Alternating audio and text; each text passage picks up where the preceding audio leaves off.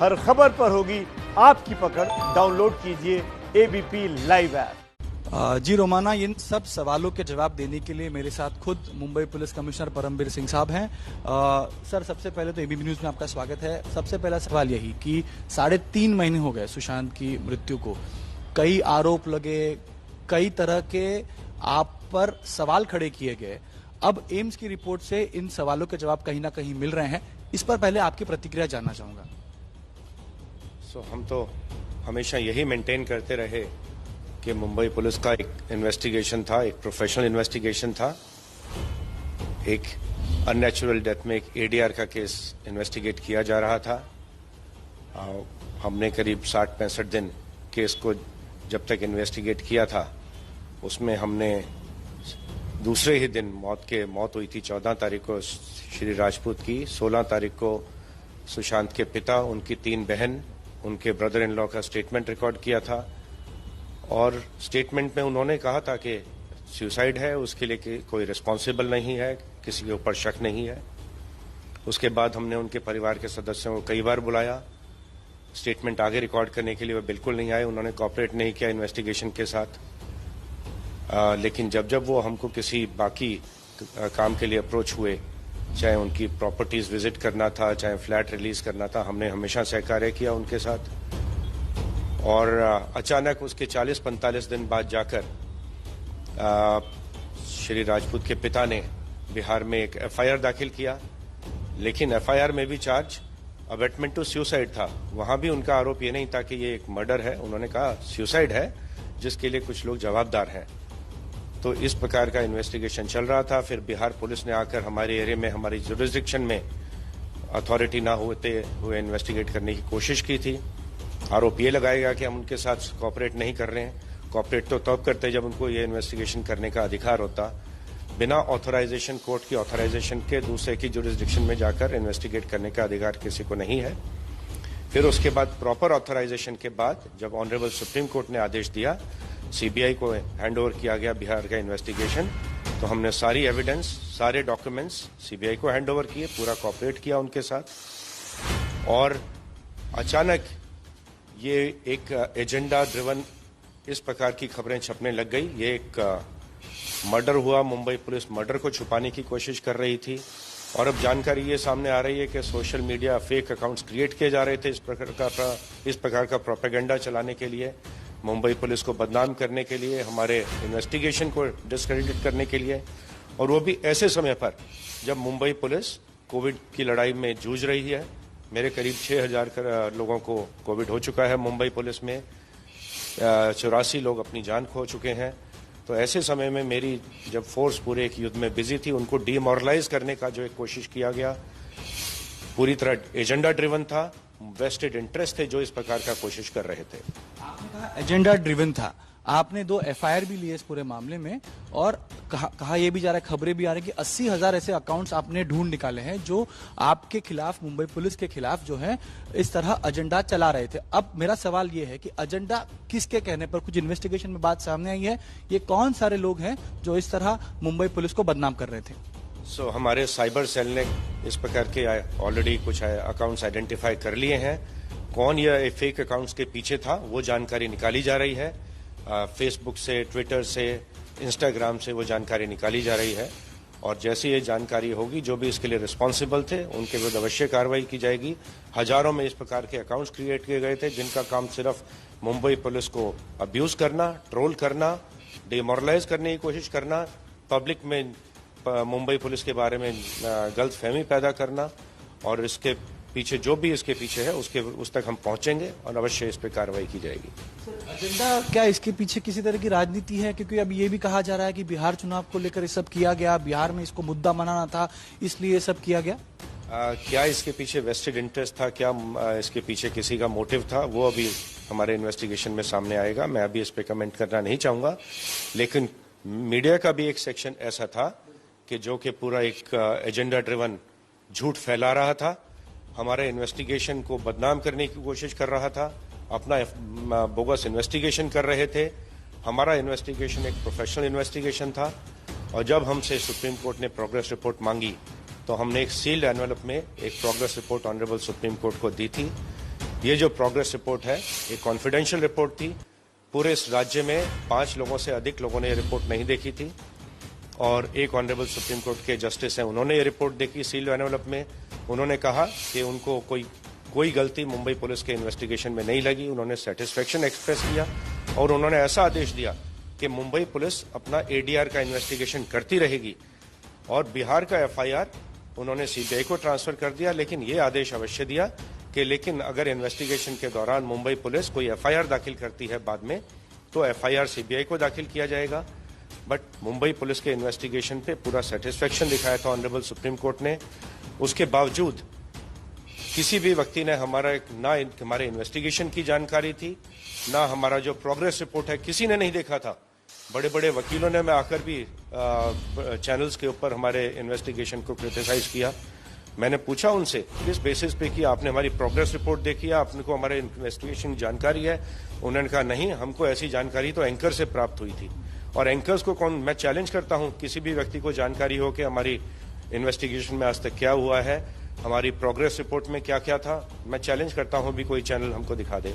फिर किस आधार पर हमारे इन्वेस्टिगेशन को क्रिटिसाइज किया जा रहा था, फेक ट्रायल्स चलाए जा रहे थे चैनल्स के ऊपर।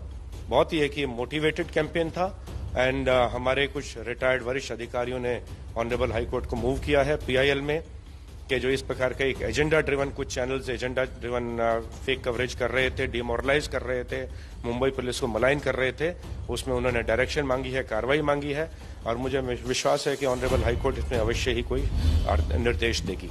इन्हीं चैनल्स पे कुछ ऐसे लोग भी गए जो सुशांत के साथ काम करते थे, दावा करते थे कि सुशांत की हत्या हुई है, कई सारे की थियरीज उन्होंने दी थी। क्या उनके खिलाफ भी किसी तरह की कार्रवाई की सोच मुंबई पुलिस रखती है?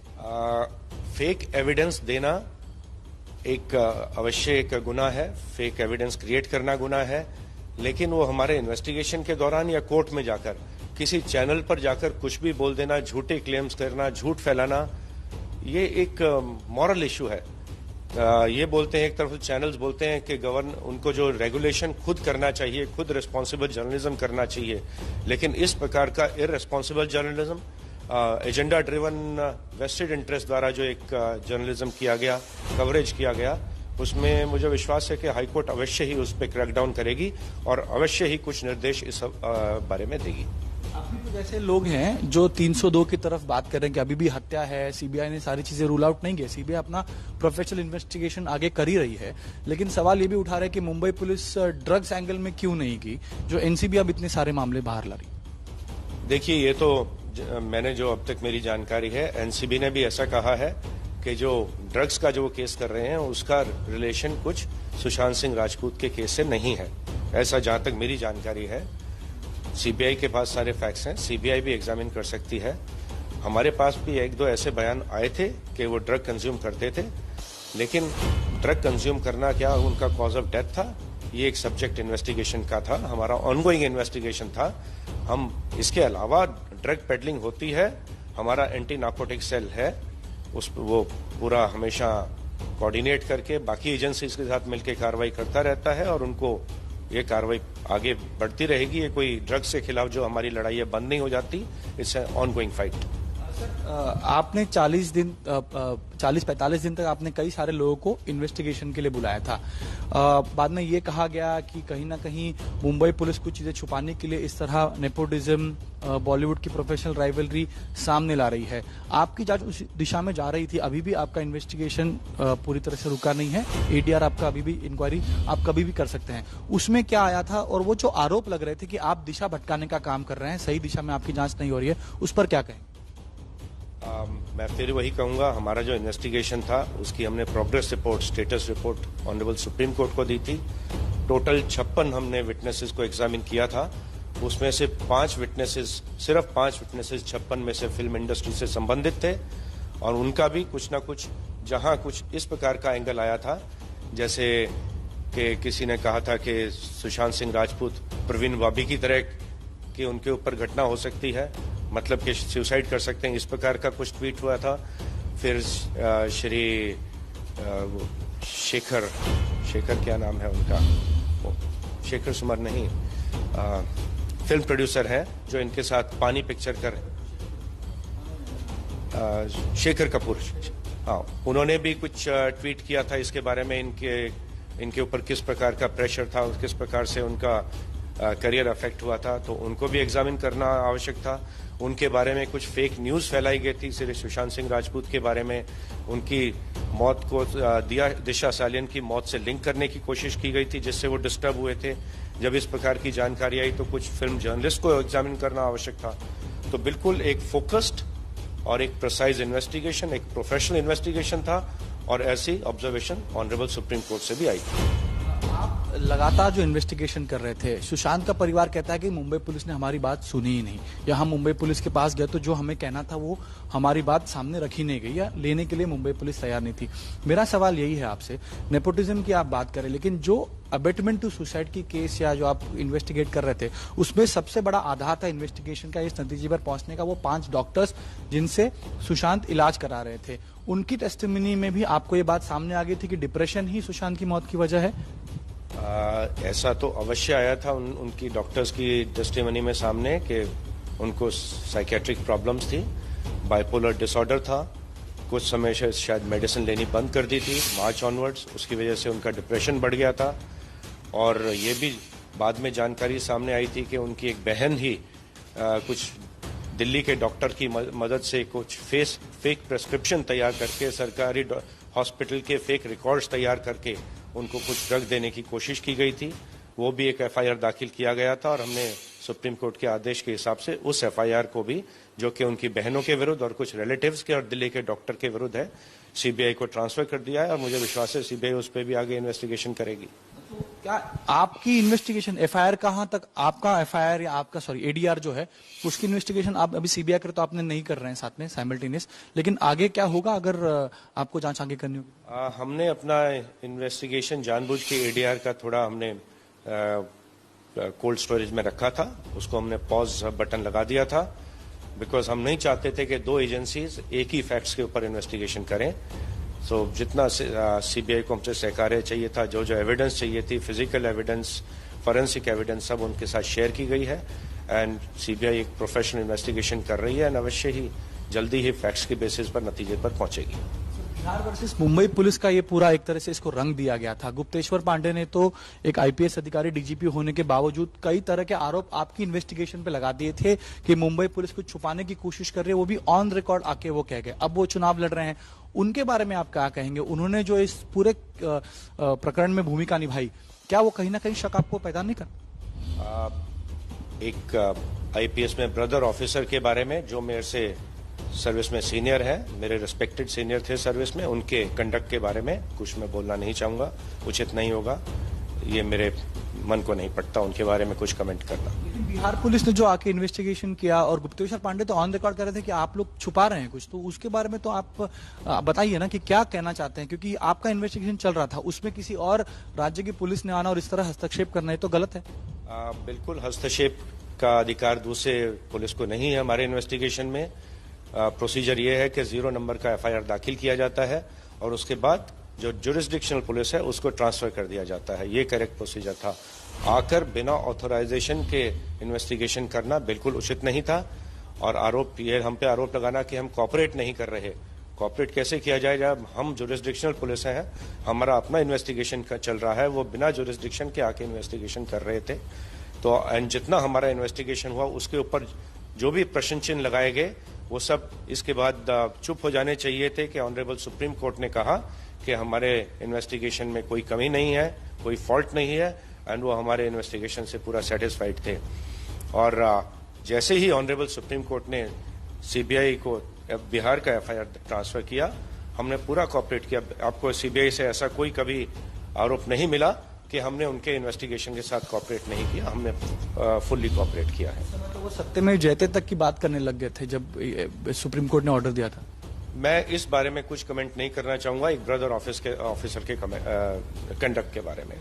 सर, आपसे अभी की सबसे बड़ी बात यही है कि एम्स की रिपोर्ट में कहा गया है कि 7 डॉक्टर्स के पैनल ने ओपाइन किया है, और अब आप ये कह रहे हैं कि फेक ट्रोलर्स या फेक अकाउंट कितने सर, क्योंकि 80,000 1 लाख तक का भी आंकड़ा आ रहा है, आपकी इन्वेस्टिगेशन में कितने हजारों आप कह ही रहे हैं, क्या कुछ एक आंकड़ा आपकी साइबर टीम ने बताया है कि इतने फेक अकाउंट्स खोले गए थे सिर्फ मुंबई पुलिस को इस मामले में टारगेट करने के लिए?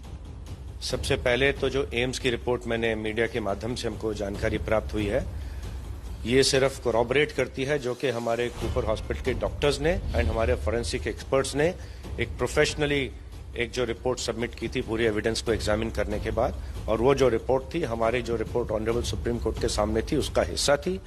और मैंने पहले भी कहा है कि सुप्रीम कोर्ट ने उसमें पूरा सेटिस्फेक्शन बताया था और कहा था हमारा इन्वेस्टिगेशन में कोई कमी नहीं है। जहां तक ये एक फेक कैंपेन का सवाल है, ना केवल हमारे इन्वेस्टिगेशन को डिस्क्रेडिट करने का बल्कि पूरी मुंबई पुलिस को मलाइन करने का, जनता में मुंबई पुलिस के प्रति जो एक भावना थी उसको दूषित करने का, तो अवश्य ही इस अटेम्प्ट के पीछे जो भी लोग रिस्पॉन्सिबल हैं, जो भी ये पूरा एक कैंपेन चला रहे थे सोशल मीडिया पे, उसको आइडेंटिफाई करने का इन्वेस्टिगेशन जोर शोर से हमारा साइबर सेल कर रहा है। अवश्य ही हजारों में अकाउंट्स थे और भी ज्यादा हो सकते हैं, इनको आइडेंटिफाई किया जाएगा और जो भी इसके पीछे व्यक्ति है उस तक पहुंचकर कड़क कार्रवाई की जाएगी। किस तरह ये काम कर रहे थे, किस तरह का काम चल रहा था, पूरा कैंपेन कैसे चल रहा था ये? वो इन्वेस्टिगेशन का हिस्सा रहेगा, साइबर सेल उसमें देख रहा है, इस पे कमेंट करना भी उचित नहीं रहेगा। Thank you very much. आखिरी सवाल मेरा सर, आपने नेपोटिज्म प्रोफेशनल राइवलरी का इन्वेस्टिगेशन किया था, कई सारे सवाल आप इन्वेस्टिगेशन में खड़े किए गए थे। अब जानकारी ये है कि सीबीआई भी अब उस दिशा में कहीं ना कहीं कदम आगे बढ़ा रही है, तो क्या कहेंगे कि क्या यही सुशांत की मौत की वजह आपके इन्वेस्टिगेशन में प्राइमा फेसिया क्या सामने आई थी? आपकी जांच किस दिशा में जा रही है? नहीं, सीबीआई की इन्वेस्टिगेशन के बारे में मैं कमेंट करना नहीं चाहूंगा। हमारा इन्वेस्टिगेशन अभी ऑनगोइंग इन्वेस्टिगेशन था, उसमें अभी हम कंक्लूजन पे नहीं पहुंचे थे, लेकिन जैसा मैंने कहा अभी हमने इन्वेस्टिगेशन को पॉज कर दिया है एंड जो सीबीआई बहुत ही प्रोफेशनल इन्वेस्टिगेशन कर रही है एंड वो सही नतीजे पर पहुंचेंगे एंड उसके बाद जो भी हमारी आगे की कार्रवाई क्या होगी उसके हिसाब से उस पर निर्णय लिया जाएगा। धन्यवाद हमसे बात करने के लिए परमवीर साहब। तो परमवीर सिंह साहब यहाँ स्पष्ट कर रहे हैं कि जो इन्वेस्टिगेशन हुई वो इन्वेस्टिगेशन योग्य दिशा में थी। मुंबई पुलिस को बदनाम करने की कोशिश, एक साजिश रची गई थी। इस साजिश के पीछे कौन है उन सब तक बहुत जल्द पहुंचा जाएगा। एफआईआर दर्ज की गई है और हजारों लाखों में अकाउंट्स हो सकते हैं, तो उन सभी लोगों तक पहुंचकर सख्त कार्रवाई की जाएगी और ये पहला ऐसा मामला होगा जहां पर इतनी बड़ी संख्या में फेक अकाउंट्स के खिलाफ कार्रवाई कोई जांच एजेंसी या राज्य की पुलिस करेगी।